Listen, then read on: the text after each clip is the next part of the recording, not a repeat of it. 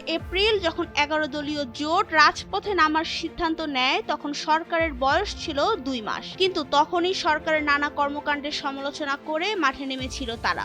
গণভোটের রায় বাস্তবায়নের লক্ষ্যে এখনো আন্দোলন অব্যাহত রেখেছে জামায়াতে ইসলামী সহ 11 দলীয় জোট, কিন্তু কঠোর বা সংঘাতমুখী কর্মসূচিতে না গিয়ে বরং সরকারের ওপর সংগঠিত ও ধারাবাহিক চাপ সৃষ্টির উদ্দেশ্য নিয়েই এগোচ্ছে তারা। দাবি আদায় না হওয়া পর্যন্ত ধাপে ধাপে এই আন্দোলন এগিয়ে নিয়ে যেতে চায় জোটটি, তবে প্রয়োজন হলে কঠোর কর্মসূচিও গ্রহণের হুঁশিয়ারি দিয়েছে তারা। আন্দোলনের দ্বিতীয় ধাপে তারা নানা রকম কর্মসূচি পালন করে যাচ্ছে। 18 এপ্রিল থেকে চালু হওয়া এই আন্দোলন কর্মসূচি চলার কথা 2 মে পর্যন্ত। এর আগে 9 এপ্রিল থেকে 15 এপ্রিল তারা কর্মসূচি পালন করেছিল। জনগণের উদ্দেশ্যেই তাদের আন্দোলন চলমান উল্লেখ করে জোট নেতারা বলছেন, জনগণের দুর্ভোগের কারণ হয় এমন কিছু করা হবে না। এছাড়া নেতাদের দাবি, এবার জ্বালানি সংকটের কথাও ভাবতে হচ্ছে তাদের।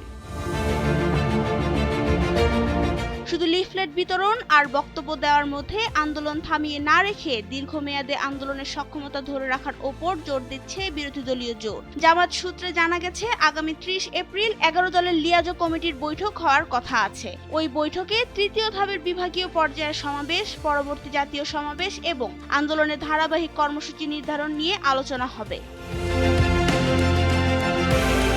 জাতীয় গণতান্ত্রিক পার্টি জাগপার সহসভাপতি ও মুখপাত্র রাশেদ প্রধান বলেন, গণভোটের রায় বাস্তবায়ন হওয়ার আগ পর্যন্ত 11 দল রাজপথ এবং সংসদেও থাকবে।